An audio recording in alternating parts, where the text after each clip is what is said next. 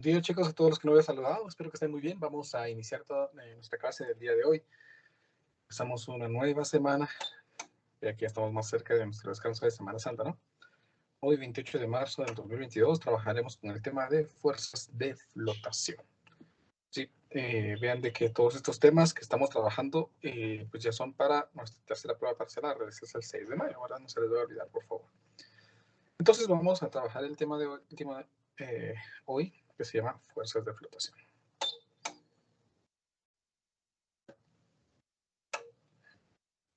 Dije, solo una duda con la hoja de trabajo. Dígame. No sé si darla ahorita o finalizar la clase. Sí quería finalizar la clase mejor. Solo no va a dejar que me vaya porque generalmente se me olvida. Si no me hablas, me voy a ir muy seguro. Por favor, perdone.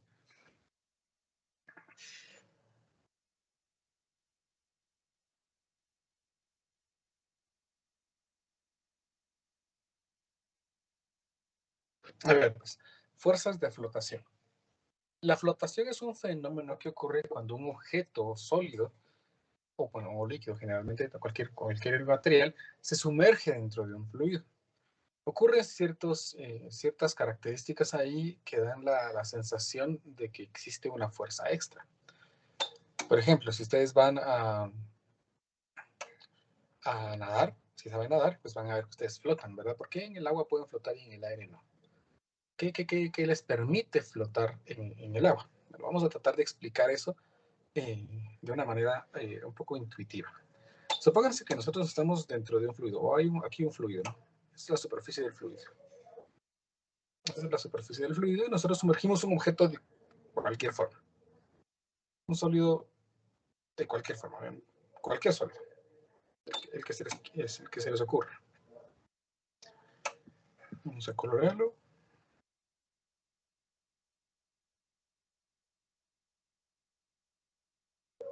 Recuerden que este es un objeto de cualquier forma, pero es un sólido, ¿verdad? A pesar de que aquí parece que estoy dibujando algo que es plano, pues realmente tiene que ser sólido.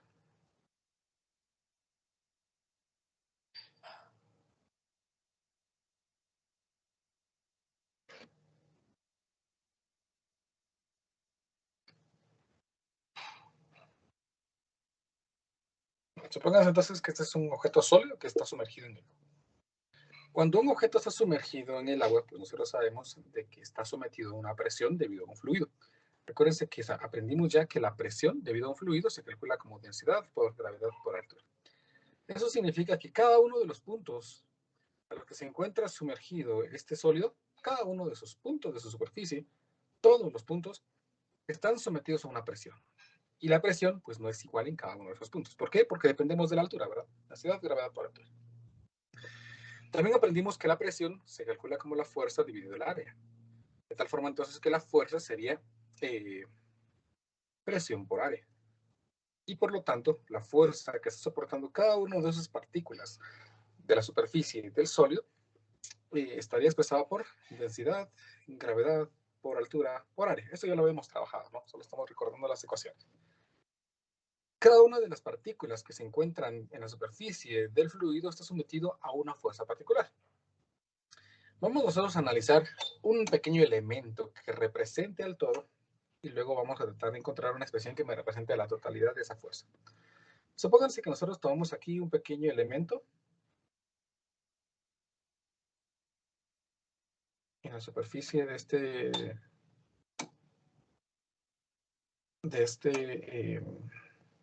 sólido.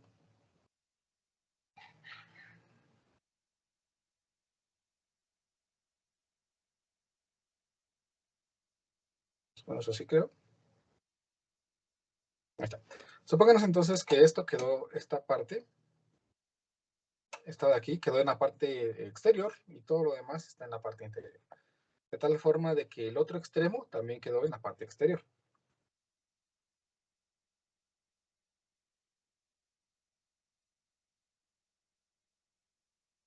Es como que hubiéramos sacado un pedacito del sólido, ¿no?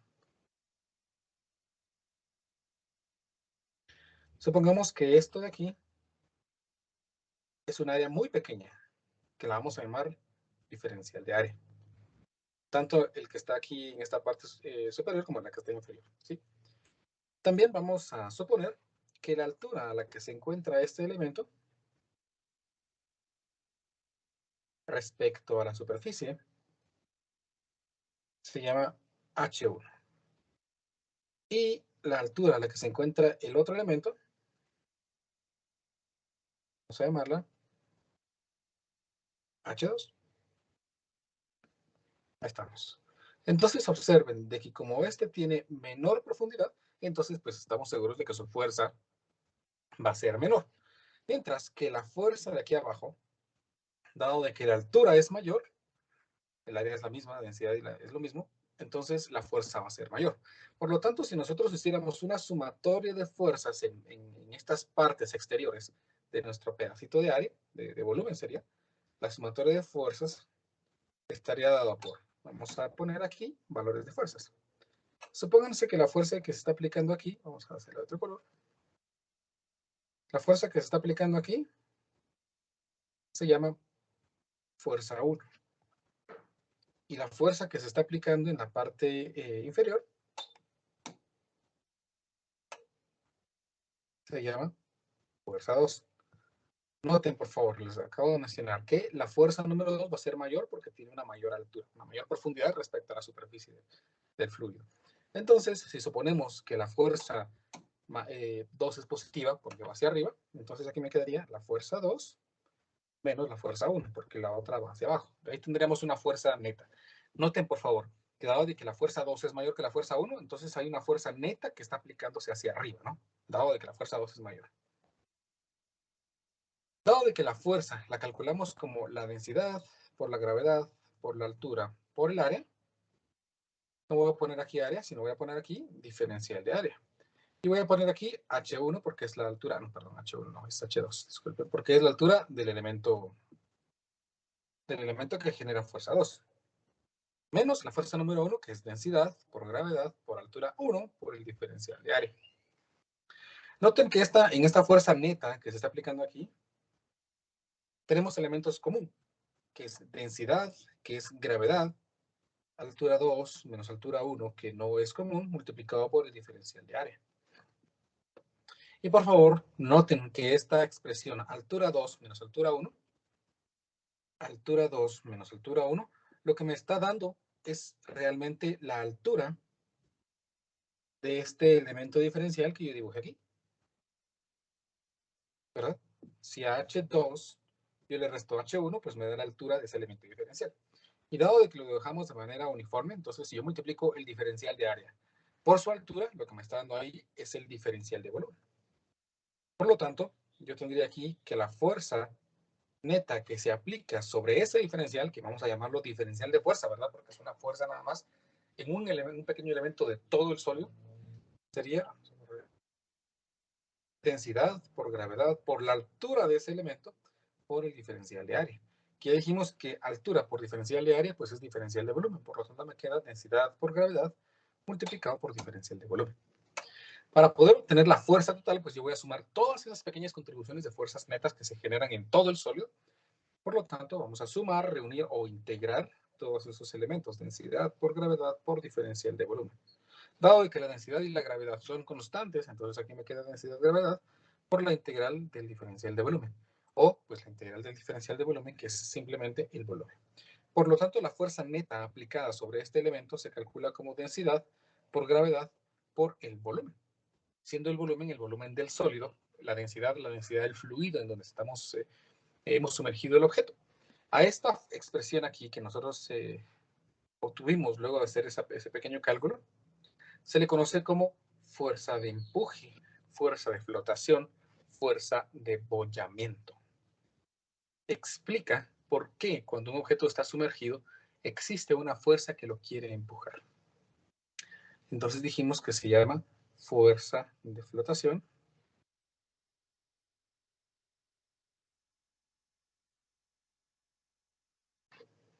Se llama fuerza de empuje.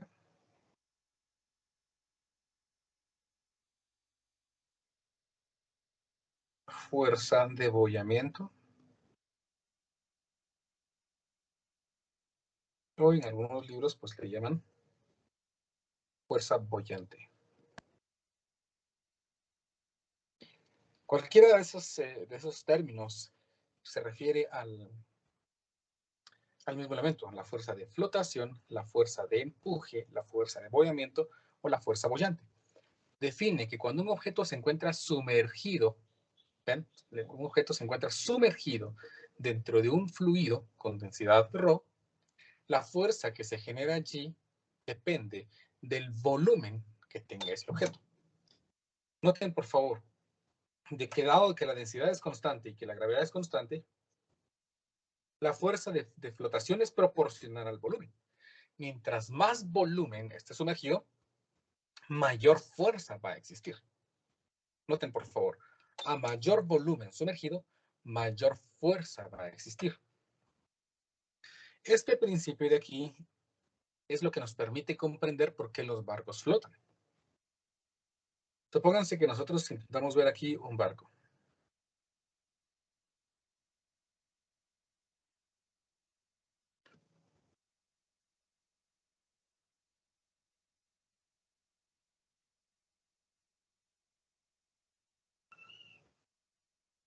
Supónganse que eso es un barco, ¿no?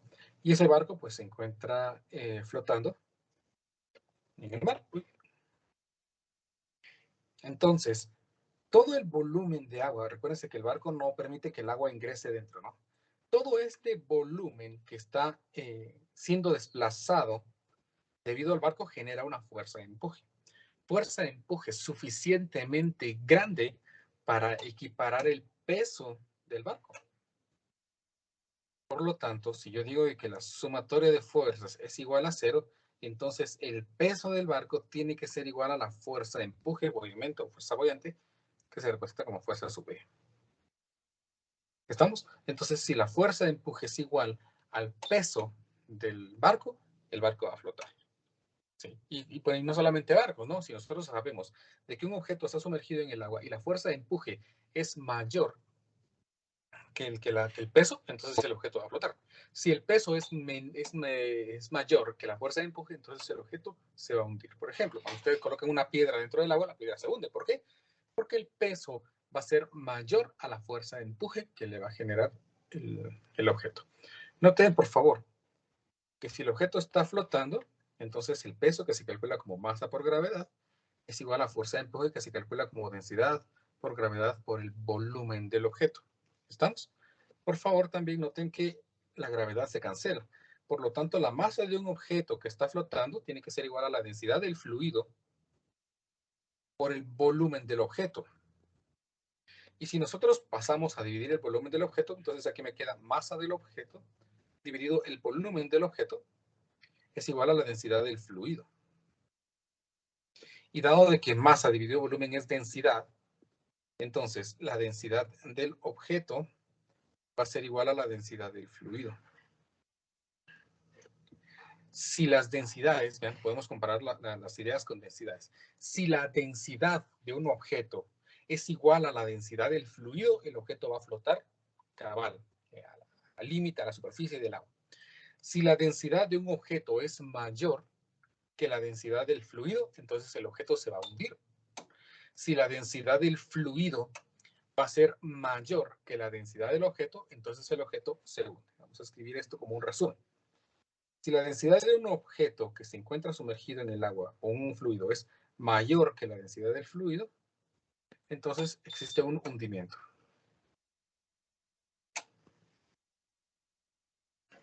Si la densidad de un objeto es menor, perdón, aquí otra vez mayor, es menor que la densidad del fluido, entonces tenemos una flotación. ¿Estamos? Si son iguales, entonces generalmente las densidades van a ser muy, muy parecidas. ¿Estamos?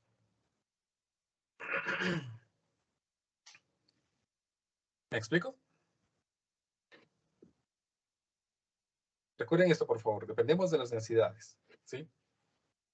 Por ejemplo, la densidad del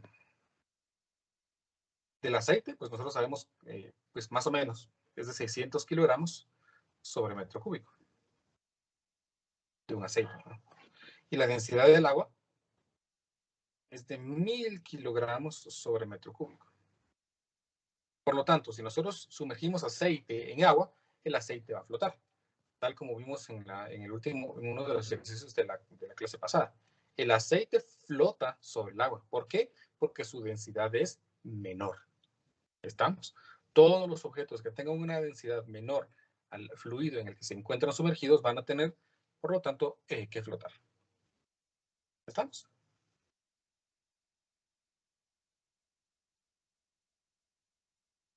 Muy bien.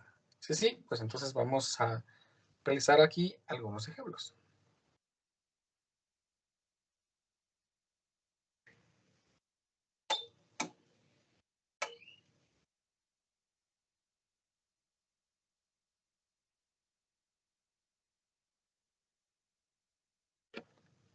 Vean este problema, dice. La fuerza gravitacional, o sea, el peso, que se ejerce sobre un objeto sólido es 5 newtons. Eso es un objeto sólido, ¿verdad? Cuando el objeto se suspende en una balanza de resorte y se sumerge en agua, la lectura de la balanza es 3.5 newtons. Encuentre la densidad del objeto. Miren, pues, si esto es una balanza, nosotros colocamos el objeto, pues nos tiene que decir que el peso es 5 newtons. Si nosotros colocamos la misma balanza, pero con el objeto sumergido en algún fluido, entonces aquí me va a marcar un peso diferente. A ese peso se le conoce como peso aparente.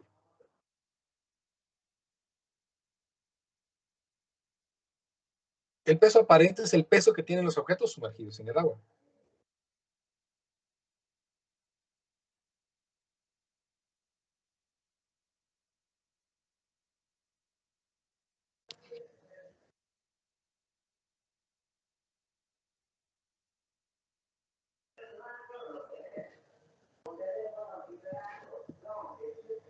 Es el que tiene un objeto al ser sumergido en un fluido, porque no necesariamente es en agua.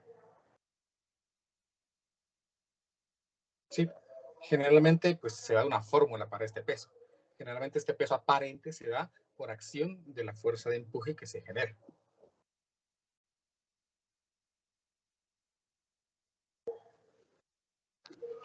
Existe por la generación de la fuerza de empuje.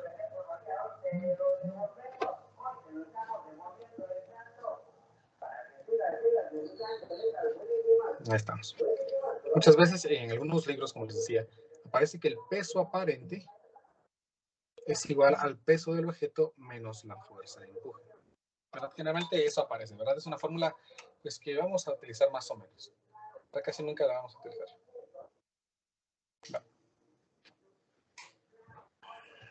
Vamos a hacer entonces lo siguiente. El problema me dice que el objeto pesa 5 newtons. Ahí no hay palabra, pesan 5 newtons. Pero cuando está sumergido aquí, la balanza esta muestra 3.5 newtons. Entonces vamos a hacer lo siguiente. Vamos a hacer un diagrama de cuerpo libre de nuestro bloque sumergido en el agua. Hacia abajo tiene su peso, que son 5 newtons. Y hacia arriba vamos a tener la fuerza de empuje que se genera debido a que el objeto se ha sumergido en el fluido. Según lo que el problema indica, la suma de estas fuerzas tiene que ser igual a 3.5 newtons. ¿Por qué? Porque el problema dice que esta balanza marca 3.5 newtons.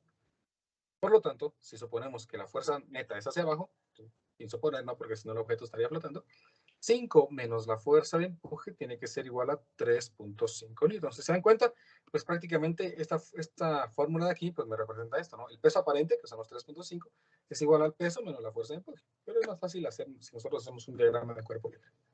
Nos permite generalizar cualquier tipo de problemas. De esta forma, entonces, yo puedo escribir aquí que la fuerza de empuje sería igual a 5 menos 3.5. Lo que es equivalente a que la fuerza de empuje es igual a 5 menos 3.5, que es 1.5. Y recuérdense que definimos que la fuerza de empuje se calcula como la densidad del fluido por la gravedad por el volumen del objeto. Y eso tiene que ser igual a 1.5. El problema me pide que determine, vamos a ver, la densidad del objeto. Por lo tanto, aquí yo tendría que el volumen es igual a 1.5 dividido la densidad por la gravedad.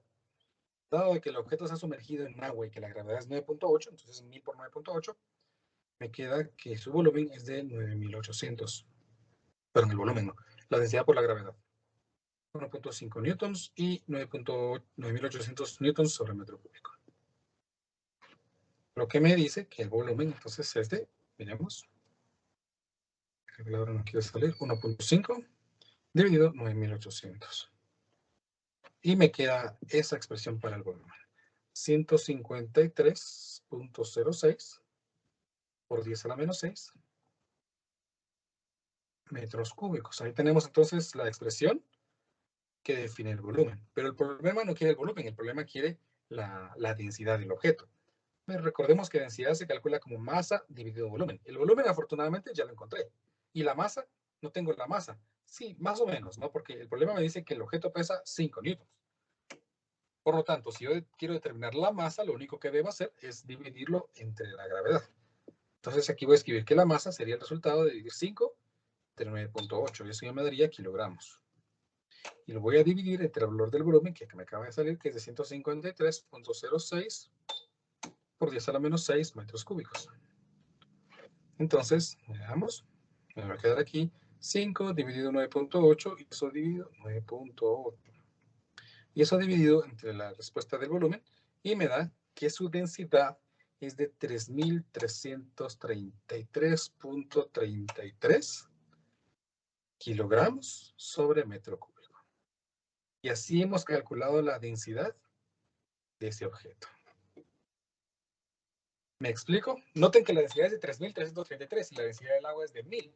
Por lo tanto, por eso esperamos que el objeto sumergido en el agua, ese objeto que está sumergido en el agua, pues, se hunda, ¿verdad? Y no flote.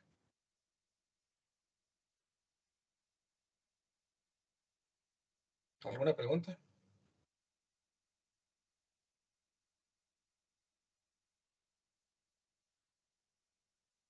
¿Quedó claro, chicos? Muy bien. Disculpe, ingeniero, ¿podría repetir lo del volumen? Del volumen. ¿Cómo calcula el volumen? Sí, esa parte, disculpe.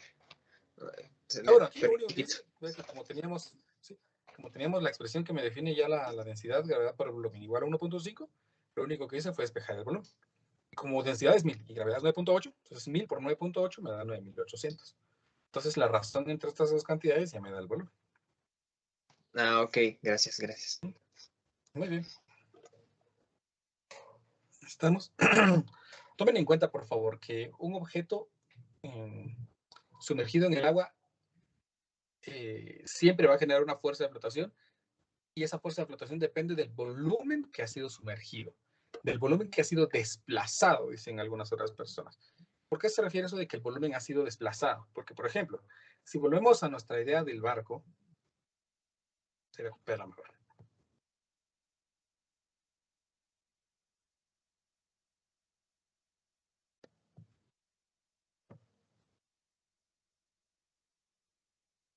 Si volvemos a la idea del barco, resulta que el volumen total desplazado es todo esto de aquí. Todo eso es el volumen desplazado. Y no tengo que calcular cuál es el volumen del acero, de las paredes de acero del barco. No, porque me interesa el volumen total que este barco desplaza. No me interesa solamente sus paredes de acero. Ese es el volumen total, ¿ven? Ese es el volumen total. Por lo tanto, cuando un barco se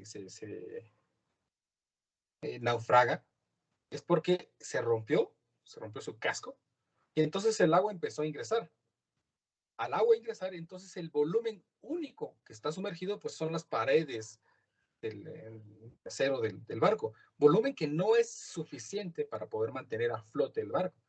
Cuando esta agua ingresa, entonces el barco empieza a hundirse. ¿Por qué? Porque ya no hay volumen suficiente para que el volumen pueda seguir a flote. ¿Me explico?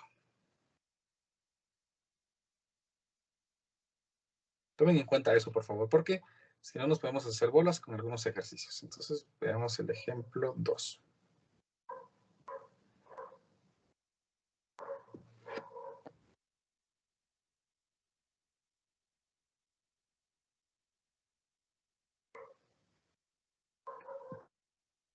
Dice este problema. Una esfera plástica flota en agua con 50% de su volumen. sumergido. Bueno, se me lo llama. Una esfera plástica flota en agua con 50% de su volumen sumergido. Esta misma esfera flota en glicerina con 40% de su volumen sumergido. Determine las densidades de la glicerina y de la esfera. Noten, por favor, que no me dan ni la masa de la esfera, ni el peso de la esfera, ni el volumen de la esfera. Únicamente me dicen que cuando está en agua, pues queda el 50% sumergido y el 50% afuera, por lo tanto. Y cuando está en glicerina, el 40% de su volumen está sumergido y por lo tanto el 60% está hundido. ¿Verdad? No, perdón, está afuera, está en la superficie. Bueno, entonces vamos a intentar ver el problema. Supónganse que tenemos aquí entonces nuestro recipiente. Uy, no va a funcionar, creo.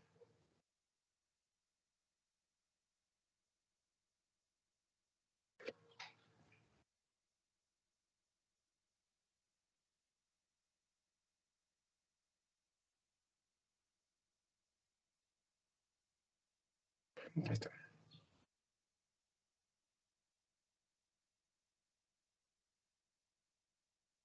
En un recipiente vamos a colocar agua.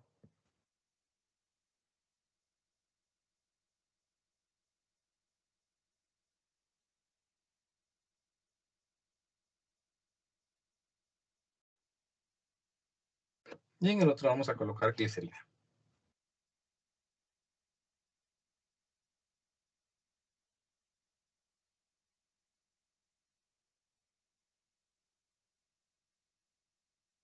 Ahí está.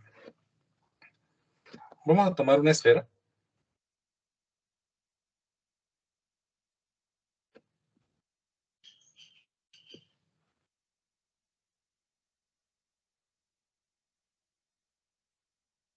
Sí, ahí está nuestra esfera. Y la vamos a sumergir en agua. Según lo que el problema indica, cuando está sumergida en agua, pues flota con el 50% sumergido. 50% afuera, entonces, y 50% dentro del fluido. Sin embargo, cuando flota en glicerina, el 40% está sumergido y el 60% entonces quedó fuera. Vamos a ver, vamos a colocar aquí. Supónganse que ese es el 40%, ¿no? Entonces ahí tenemos los dos casos. La pregunta ahora es, pues, ¿cuánto es la densidad de esa esfera y cuánto es la densidad de la glicerina? Porque eso es lo que me está pidiendo el problema. Vamos a colocar aquí el nombre de los fluidos. Entonces, esto es agua. Esto es glicerina. Y esto es una esfera.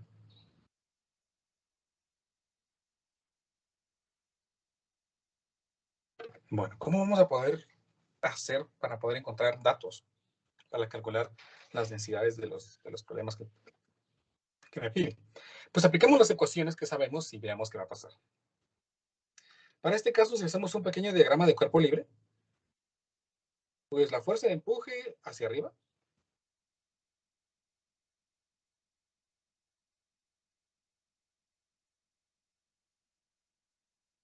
el peso hacia abajo, y por lo tanto la sumatoria de fuerzas debe ser igual a 0, ¿verdad? Porque está en equilibrio, está flotando. Entonces, la fuerza de empuje hacia arriba tiene que igualar el peso, ¿verdad? Por lo tanto, dado de que la fuerza de empuje se calcula como densidad por gravedad por volumen, eso es igual a el peso, que es masa de la esfera por gravedad. Por favor, noten que podemos cancelar aquí la gravedad. Por lo tanto, me queda aquí la densidad del fluido. Aquí, bueno, vamos a poner del agua, ¿no? H2O. Es igual a, por el volumen sumergido, es igual a la masa. Por favor, noten que este es volumen sumergido. No es volumen de la esfera. Es decir, el volumen de la esfera es todo esto, pero el volumen que está sumergido es únicamente la mitad. ¿Estamos? Por lo tanto, este volumen sumergido que nosotros tenemos aquí, este volumen sumergido, representa el 50% del volumen total. Es decir, el volumen sumergido es 0.5 del volumen total. Si yo lo reemplazo aquí, obtendría que la densidad del agua multiplicado por 0.5 veces el volumen total es igual a la masa. De tal forma, entonces, que si aquí quedó 0.5, dejo 0.5, por la densidad del agua. Esa sería aquí masa total de la esfera dividido el volumen total de la esfera. Y esa masa dividido volumen, pues no es más que la densidad de la esfera. Noten entonces que la densidad de la esfera se relaciona con la densidad del agua. Y como la densidad del agua sí la conocemos y sabemos que es 1000, entonces 1000 por 0.5 me da 500. Y de esa manera entonces hemos determinado cuál es el volumen de la esfera. Es de 500 kilogramos sobre metro cúbico, dado de que la densidad del agua es de kilogramos en kilogramos metro cúbico. ¿Me explico esta parte? ¿Alguna pregunta? Inge, perdone, ¿por qué? ¿Dónde sacó el 0.5? Porque el problema dice que el 50% de la esfera está sumergido. Ah, ok, Inge, gracias. Muy bien. Esas partes, esos datos son importantes. A pesar de que parecen tan extraños, pero sí son importantes. Bueno, miramos en la glicerina, ¿no? La misma idea. La esfera está flotando, está en equilibrio allí.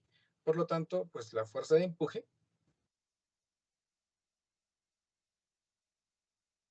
el peso hacia abajo, y ahí está nuestro diagrama de cuerpo libre. La suma de todas estas fuerzas tiene que ser igual a 0.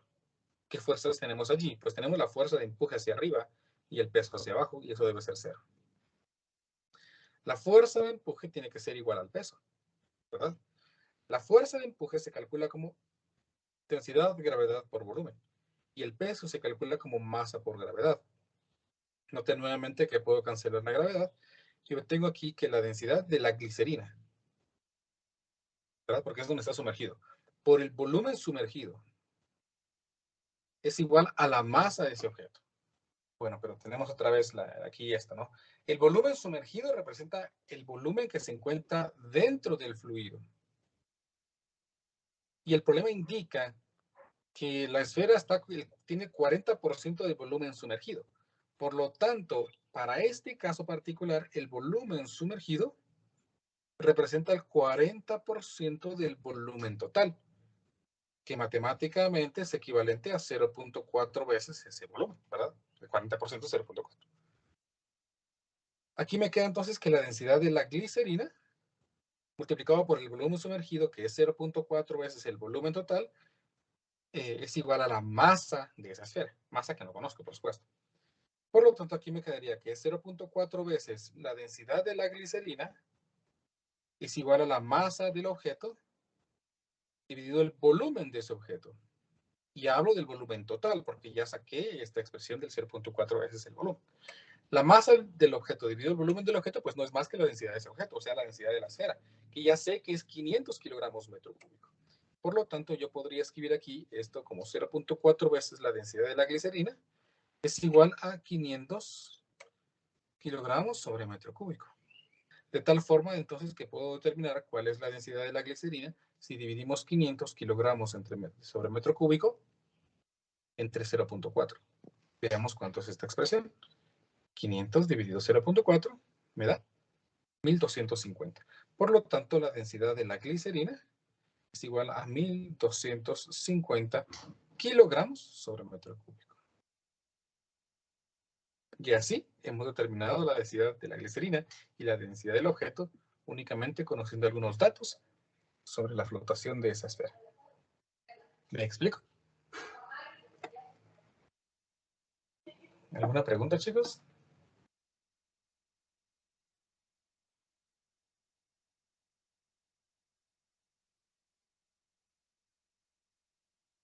Se entendió, Inge. Igual el Muy bien. 0.4 es 40%, ¿verdad? Sí, ahí está. Exactamente. Así ver.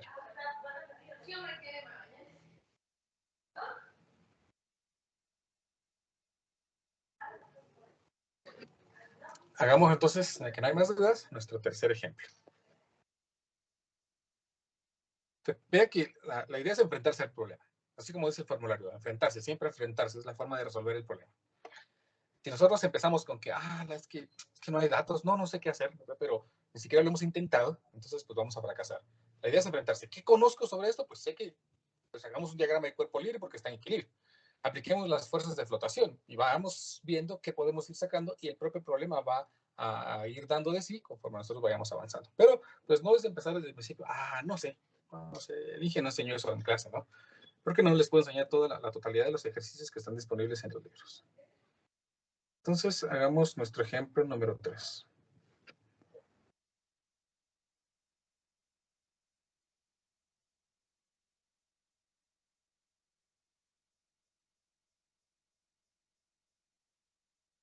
A ver, dice este problema.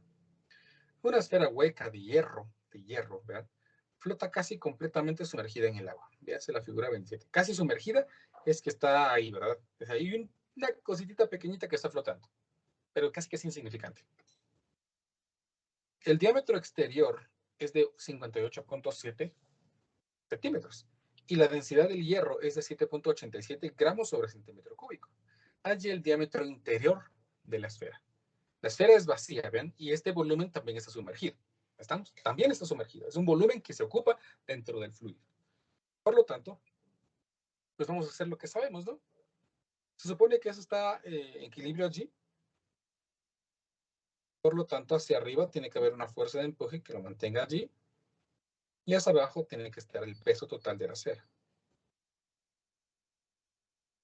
Pero pues tenemos el volumen el peso de la esfera y el peso del aire. Si suponemos insignificante el peso del aire comparado con el peso de la esfera, pues vamos a omitir, ¿verdad?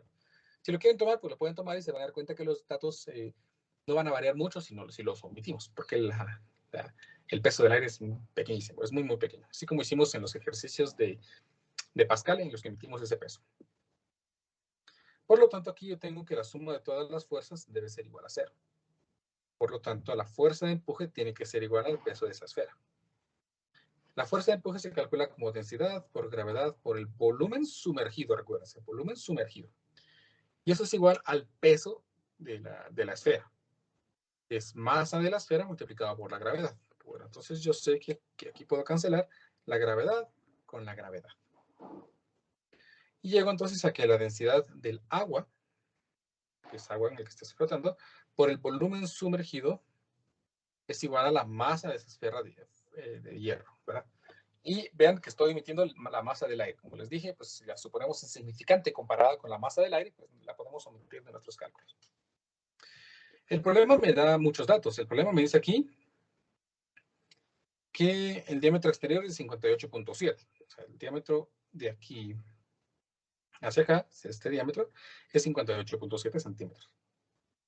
Y me dan la densidad de hierro, pero no me dan la masa de hierro, ¿verdad?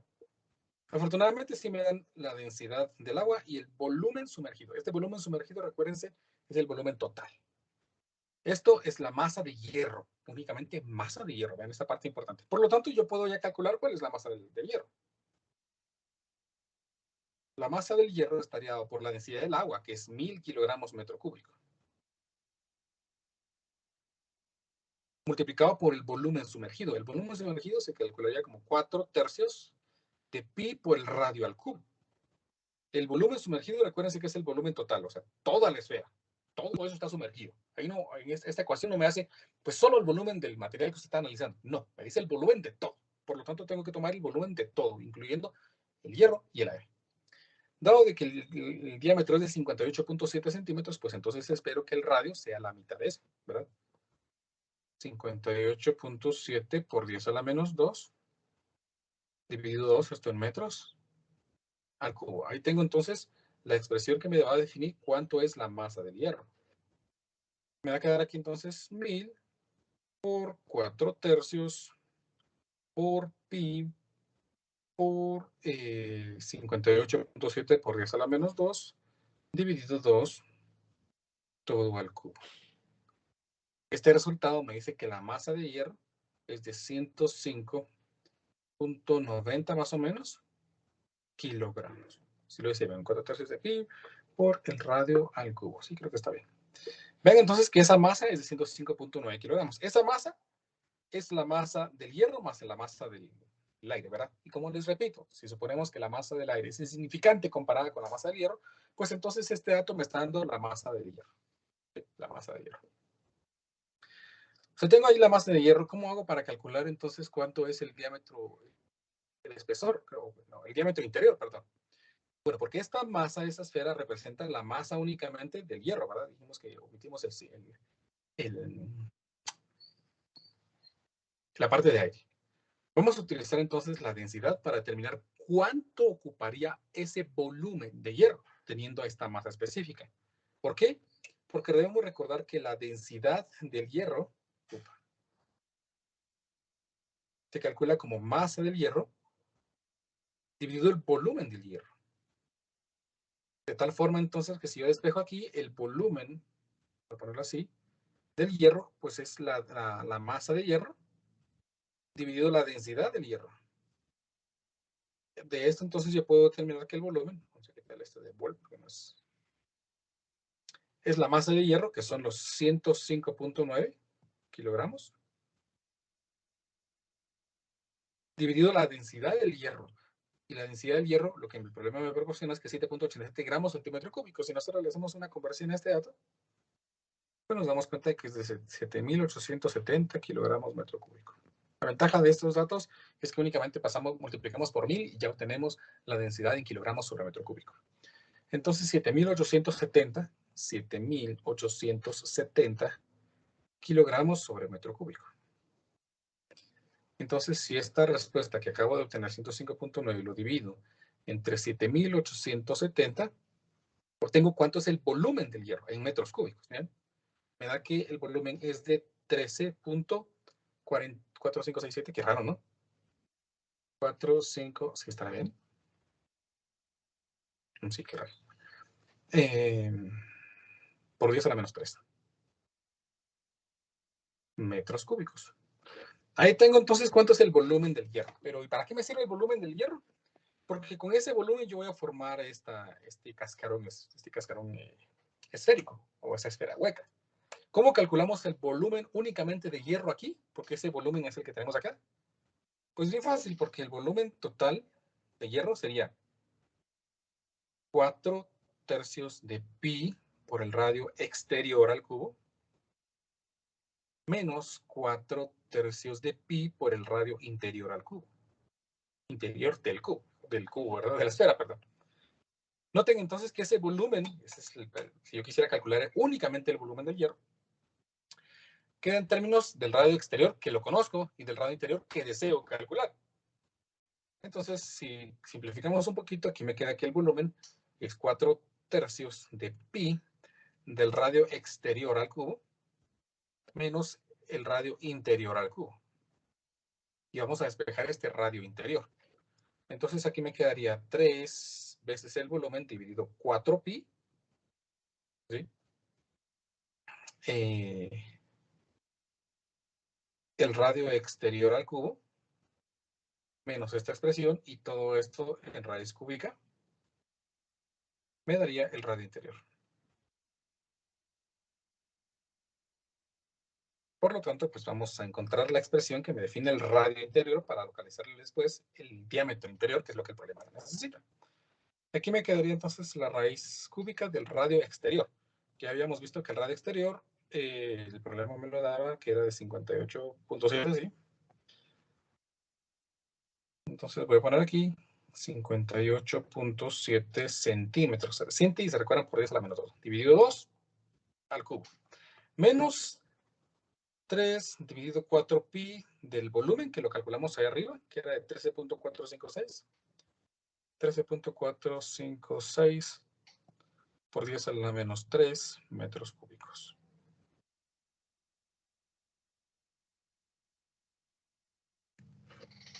Si está bien este despeje, entonces ya puedo calcular cuál es el radio interior.